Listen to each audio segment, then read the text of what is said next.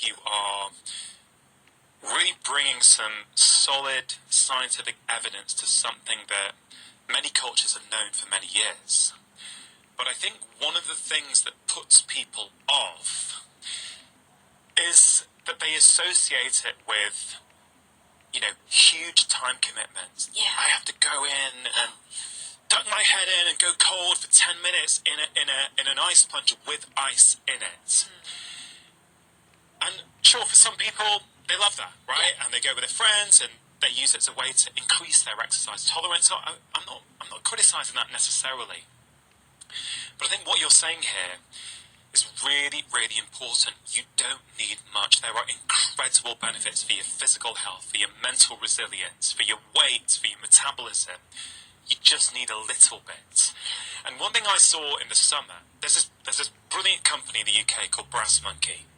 So, in fact, they've loaned me a cold immersion. It arrived yesterday, and Fantastic. I know later on you're gonna talk me through. I'm a little bit nervous, so we're gonna make a video of that and put it out there for people to watch if they want to. I'm a little nervous because I don't do it, and I think they've made it really easy for people because it's electronic and you can just turn the temperature to wherever you want it. Okay. Oh, fascinating. Now, there's a cost implication to that, for sure. For many people, it'll be something that they can't afford or don't wish to invest in. I completely understand that.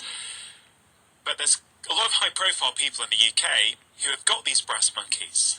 And what I saw in the summer is there was a bit of friendly banter between them saying, he's been in for 7 minutes at this temperature, or I'm going to go in for 8 minutes now at this temperature. And I get it, it was a bit of friendly banter. Yeah.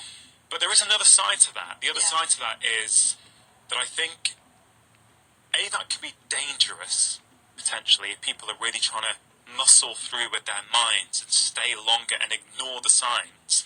I think the other thing for me is, this feels like quite an individual tolerance type piece where, everyone's going to have a different tolerance. For someone who's maybe never exposed himself to cold in the past, like 30 seconds might be the equivalent of someone who's super trained doing 4 minutes. Exactly. So I don't think you can compare. You cannot. And I think potentially it's problematic. Yeah. I think this is one of the things that I would like also to get across. That is that going into a cold plunge or winter swimming is not it should not be a competition. It is not a sport like that. It is an individual thing that you do, and you are tolerant to cold in very different ways. And so people are more tolerant than other people, and this is because of very different things. Because there's body composition, which will make it very easy for some, or easier at least for some, and some are just actually more cold tolerant already because they maybe work outside. So outside workers have more cold tolerance than people sitting in front of the computers all the time, all day and sitting in an office. But there's also that people should recognize that some people just have a more sensitive central nervous system than other people have. So, for example, if you suffer from anxiety or something like that, then you have a more sensitive nervous system, right? But that should not only be the only reason. I'm just saying that people are different, and this is be done in a very individual way. Yeah. So you cannot compete, and competing in this will definitely just trespass the you can say the threshold for when your cells are getting too stressed, you can say. But it's also it's a different thing. If you want to sit in a cold tub for a long time, that is not about the benefits, the healthy benefits. Then it's about the mind control, I think. So if you go above 2, 3, 4 minutes in the cold tub or in winter swimming, or whatever you do, your cold exposure, then it's about something else, I think. Then it's about getting through something, getting through the stress, and try to see how long can you go. And I don't recommend that, because you can do that with other things, but I don't think the cold should be there, because then there are the downsides of that. And risks, real risks. Yeah, exactly. Right? And people dump the head all the time, and I'm like, but you don't really need to do that. Yeah, we'll get to those practical things. Yeah. I think that's really interesting. Yeah. But you can get yourself into trouble here if you stay in really cold water for too long and stop paying attention to signals. you can presumably get frostbite and actually real damage as well. I'm not saying that to put people off. I think we're just trying to emphasise the point. Yeah. Don't let your ego get involved in it. Don't start competing with other people. Maybe that's more of a problem with men than women. I don't know. I think so, yeah. Yeah? Yeah. Possibly. I see that. Do you see that? Yeah, I see that. Definitely. Women do this for other reasons. And I think it's very funny because I find wherever I go, I just went to the Innovation Roundtable Summit for corporates in Copenhagen. Amazing. And more women have signed up to go and take the cold plunge with me, or not with me, as a guided thing, right? But they seem to be a little bit, I don't know if women are just more brave in this sense, but they kind of like go to the cold for other reasons than men.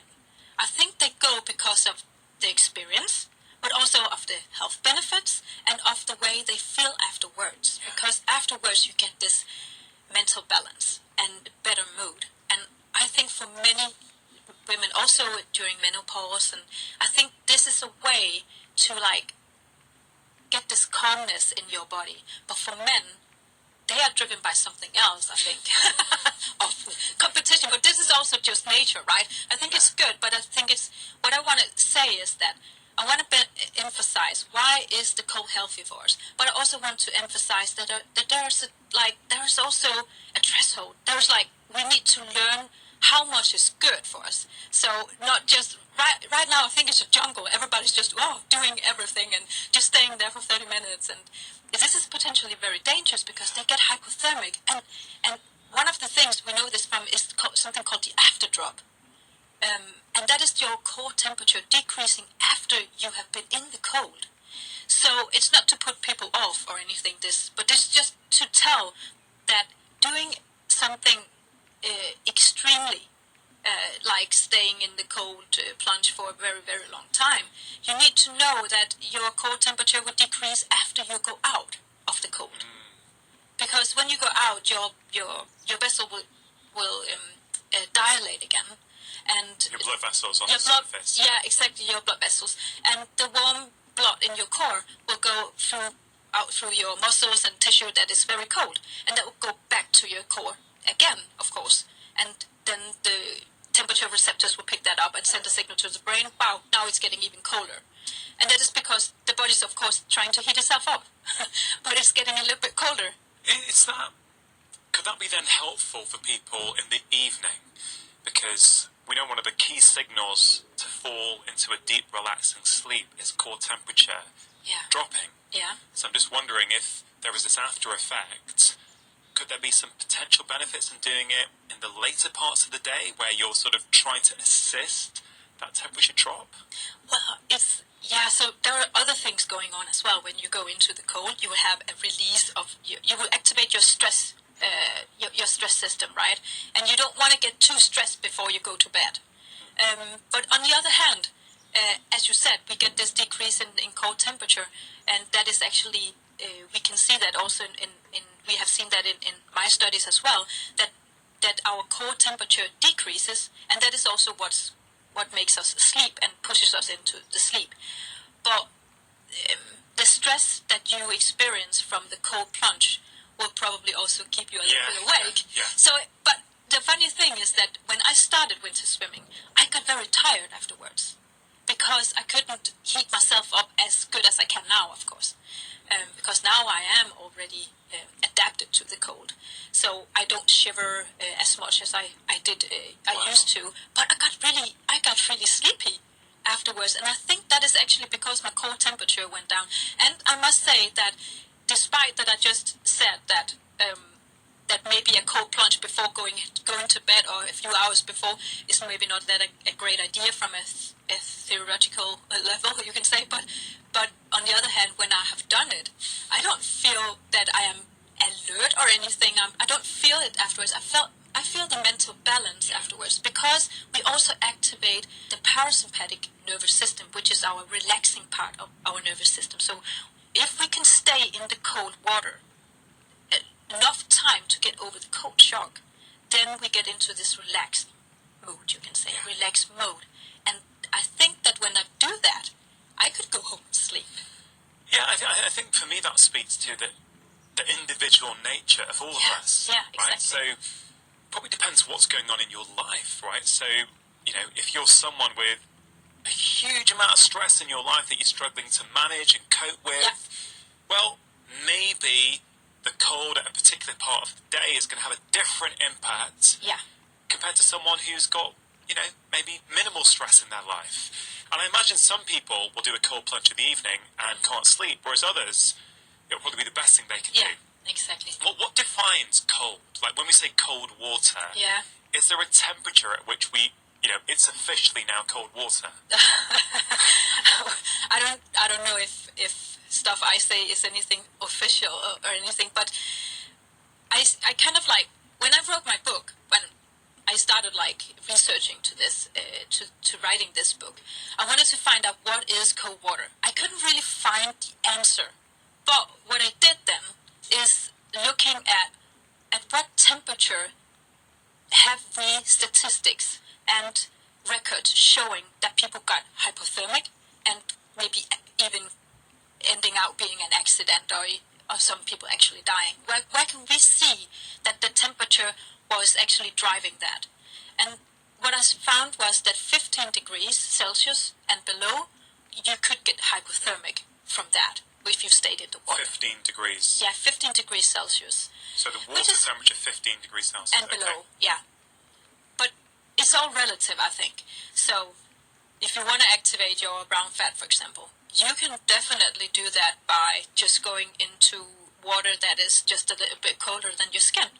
So as soon as you go into something environmentally that is just a bit colder than yourself, then you will get an activation of in different degrees, of course. So if you have 19 degrees in a room, you will activate your brown fat because that is colder than you're used to, but it's also colder than your skin. So you will have an activation. So it's all relative, I think. You should think about it that way. So cold water at 15 degrees will activate anybody's stress response. So I think that is, and also this is based on accidents from also drowning accidents. So 15 degrees and below, you can say that is definitely cold water. And I guess that speaks to the point we're sort of covering at the moment, which is it doesn't need to be ice cold water with visible ice. Right, because we often see that online. People are in ice, and again, if you're trained for that, you want to do that, hey, cool. But to make it really accessible to people, you don't have to do that. No. Yeah, that's really interesting. I have actually, I have looked into, what I've been doing the last 8 years is studying this, of course, but also the relative difference of temperature and what is the impact on our body. So what I did was actually I've made these different programs and made a course so people can go and you can say follow this and have a safe way to get started. That is one thing. But also you can say a course where you will, that is individualized, saying that they follow these principles and in that way they will get safely through starting out as cold plunger or winter swimmer or what you want to be. Yeah, because that is what I feel that people ask me all the time. So how do I get started? And I can give them some tips how to get started. But eventually people will write me, oh, I kind of lost track. Because I couldn't find the motivation. I couldn't find out what to do next. And I see people do this with ice, and do I need to do that as well? But I think that people should think about the cold as something that is very relative. You don't need the ice, as you said. It's something that already happens as soon as your body temperature is just decreased just a little bit. So you can build it up. Yeah. And you can go to the ice eventually, but you don't need to start there. Yeah, that's super empowering. Look, I think your book's got loads of practical guidance as well. It's got all the scientific studies. It's got some beautiful photos and illustrations. I think it's great that it's really going to shine a light on just how many different organs in the body are positively affected by this. I think an online course is great as well. We'll definitely put a link to that in our show notes so people can sign up and find it and use it to help them. I know some of those principles you're going to walk me through after we've recorded today in this cold plunge. And it's a pretty cold day already today. So, in fact, that's a good point. When you're going in, let's say winter swimming, or let's say a cold plunge in your garden or at the gym, for example, how much does the air temperature versus the water temperature play a role? So, in the summer, for example, when people are super hot and they're like, yeah, I'm gonna go and do some cold plunge or have a cold shower, it feels relatively easier, I'm guessing, on hot summer days than on this cool autumnal winter day here at the moment outside. Do you know much about that? Presumably there's a difference in our perception of cold depending on the air temperature. Yeah, depending on the air temperature, depending on what temperature your skin is already. Also, what core temperature do you have? If you are on the beach on a summer day, you'll probably be very warm. But the relative difference of your skin temperature and then going into the water, I don't know about other places, but in Denmark, the water never gets really warm. The sea is like, it could be up to maybe 22 degrees or something like in the summer. And if your skin is then burning hot from staying on the beach, you can actually go in and actually have a little bit of a cold shock.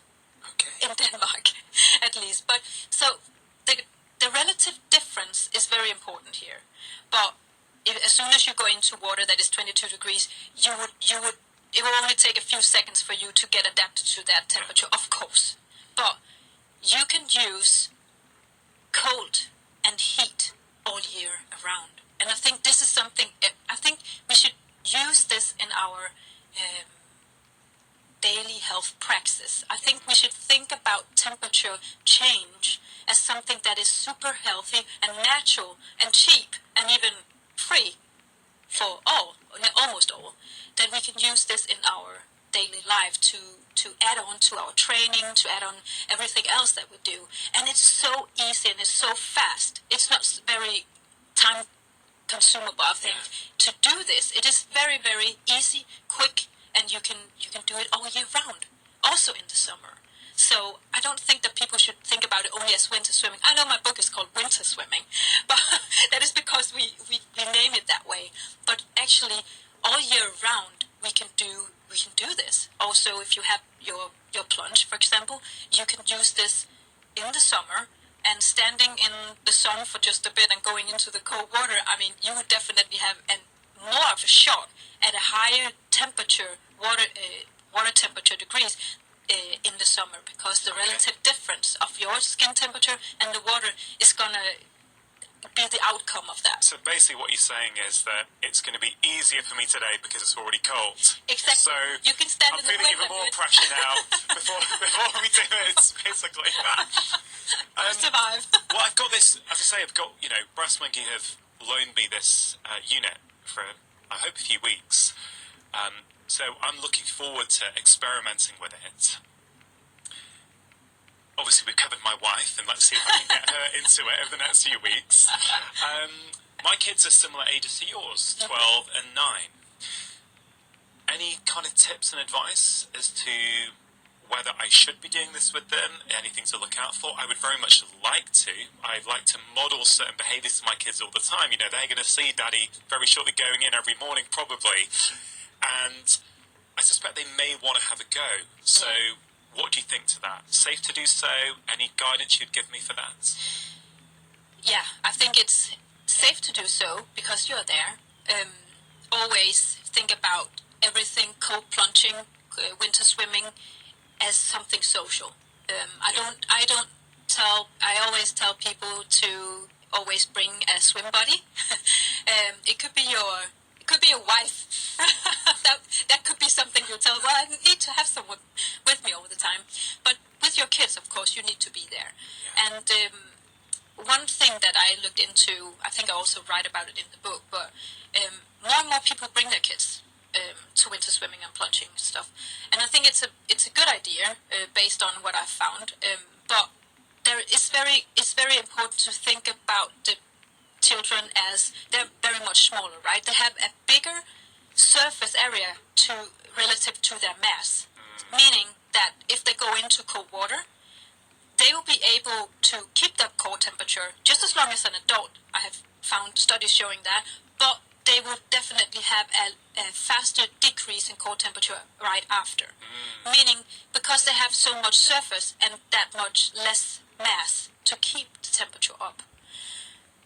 So that means that what I advise people to do is go, if they bring their children, that they just do a quick dip.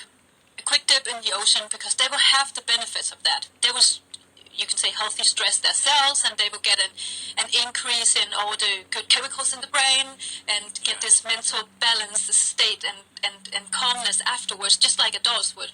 But if they stay as long as adults, this is really risky, I think. They will get hypothermic. So, in practical terms, and I know every child is different, and depending which country you live, and the air temperature, and the temperature of the water, it's all going to be a bit different, but something like 30 seconds seems reasonable? I wouldn't put a number on it, I think. Got it. I think Fair it's enough. yeah, I think it's very important that people, also kids, are taught before they go in how to listen to their own body. And this is something that nobody is actually very good at today, because we have for many years in Western medicine been taught that if there's something wrong, we will get a pill or something. We don't know how to listen to our own body. We don't know how to concentrate or focus or anything. How can I feel a signal from my body? Well, if you cold plunge, you will at some point, and that is what I think you should tell your kids, at some point you will feel now this is too much. You'll get a little bit of a chill. Yeah. You can feel maybe down the spine or something, or on the arms. I also hear that. Then you know, okay, this is enough, and then you get up. Yeah. It would take about a minute to get over the cold shock. So as soon as you go in, or maybe actually standing in the wind for just a bit before you go in, you will activate the cold shock response. And to get, you can say, to the calmness and full activation of your parasympathetic nervous system and getting this calm state of mind, you will need to get past that. But I think that adults should do that, and I think that if you train your kids and they try this multiple times, they can also get there, but I wouldn't say that they should stay in there for multiple minutes, just like we have so much research on the physiology of adults, but we don't have that on kids. Yeah, I mean, there's so much there that I love, Susanna, that speaks to my heart. One of the main reasons that I would like to take my kids in is to teach them resilience, to teach them that they can cope with hard things, to teach them about the power of their breath, and if they can control their breath, slow it down, they can change their experience of stress, their experience of cold, frankly, their experience of life. I always try and do things like this with my kids, because I kind of feel across society, you know, we're so keen on safety now. And I get it, I understand it, okay? I'm not trying to say we should expose everyone to everything and people get sick and people get hurt.